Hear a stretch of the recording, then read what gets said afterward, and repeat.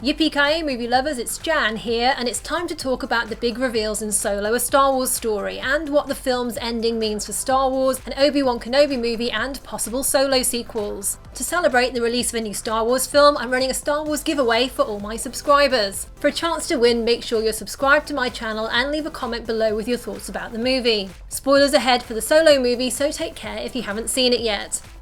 Let's start with the surprise reveal of Darth Maul at the end of the movie. If you last saw him get sliced in half by Obi-Wan Kenobi in The Phantom Menace, you might be wondering how Maul is still alive. Well, the Sith Lord miraculously survived Obi-Wan's blow and drop into the reactor shaft, using the Force to pull himself into an air vent where he fell into a vat. Maul ended up being transported to another planet where he was eventually rescued by his brother. Fans of the Clone Wars and Rebels animated TV series will have seen him on the show, where he acquired robotic legs, which you can also see in the hologram of him in the Solo movie. Maul is a popular prequel villain that some fans have been hoping would return in a live-action movie, and this brief appearance at the end of Solo could be setting up the Sith Lord as a series big bad who could span across multiple Solo and other anthology and prequel movies. And speaking to Maul was Qi'ra, who he commands to come to see him on Dathomir, where they will work more closely, which means we'll likely see Emilia Clarke returning in any new movie with Darth Maul.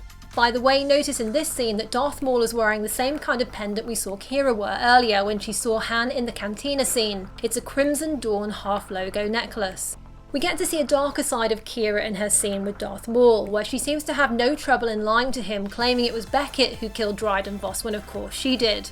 And there are numerous hints earlier in the movie too about unspeakable things that Qi'ra's done. As Beckett told Han at the end of the film, she's a survivor.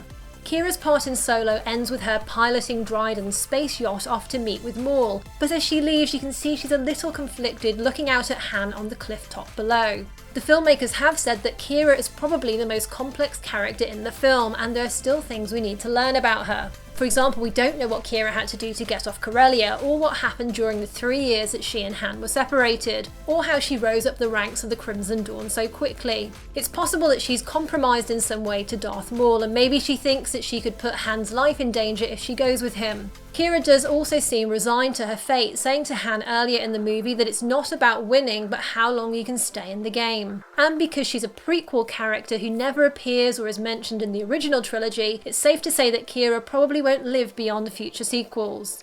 By the way, there's a very cool musical Easter egg in the Maul and Qi'ra scene, with some of John Williams' Duel of the Fates playing in the background. Duel of the Fates is a musical theme that Williams composed for the prequel trilogy, and it first played in The Phantom Menace during the lightsaber battle between Darth Maul, Qui-Gon and Obi-Wan.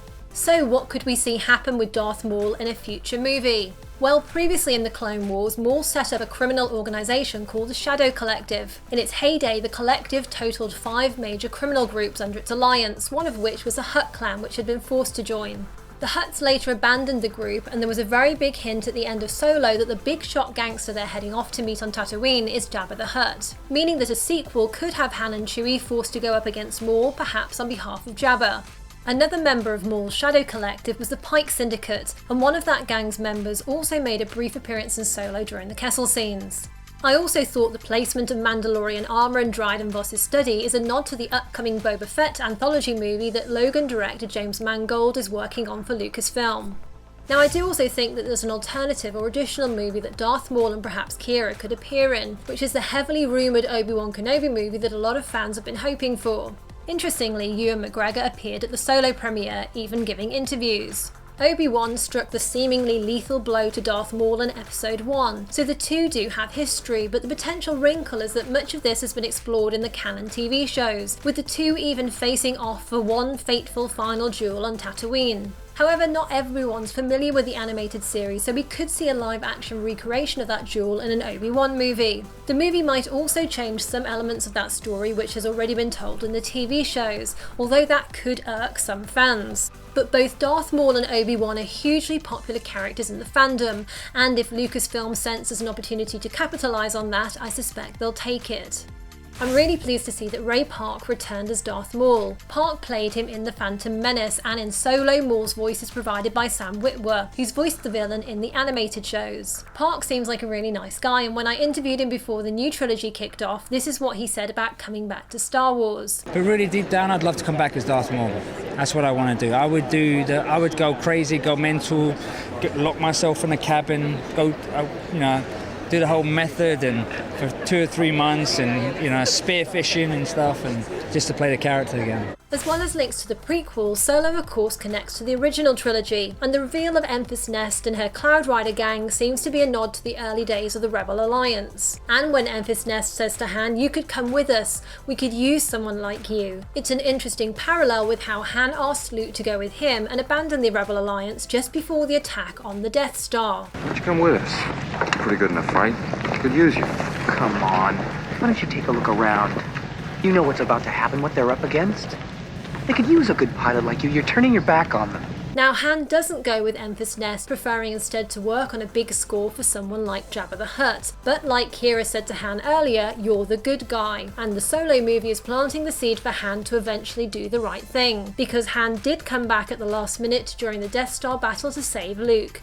Later in Solo, Han tracks down Lando for a final bet to win the Millennium Falcon. When he meets Lando, they hug, just like they do when they see each other in The Empire Strikes Back. But Han, who knew that Lando was cheating when he played him earlier in the Solo movie, uses the hug to steal the card that Lando'd hidden up his sleeve. Which is how Han eventually won the Millennium Falcon, and given that both Han and Lando cheated in their sabacc games, it brings an extra level of meaning to this line from Empire. What have you done to my ship?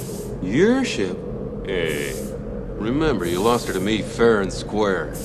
The other important moment at the end of Solo is Han's final confrontation with Beckett. Over the course of the movie, we can detect Beckett's cynical influence on Han. Beckett betrayed him to Dryden Voss, telling Han earlier in the movie, "Assume everyone will betray you and you'll never be disappointed."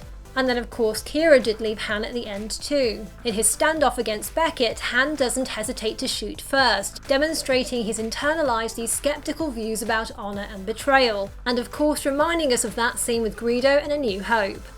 So what did you think of Solo, and how does it compare with your other favourite Star Wars movies? And do you have any predictions on how Darth Maul, Qi'ra or Han and Chewie could return in a sequel? Make sure you're subscribed and leave me a comment about the movie for a chance to win a Star Wars Funko Pop. I'm working on some more Solo videos, so be sure to ring the notification bell to keep up to date with all my new uploads. And if you enjoyed this, likes and shares are always very much appreciated. Plus you can check out more of my ending explained and theories by tapping here. Thanks for watching and see you next time. Yippee-ki-yay, movie lovers!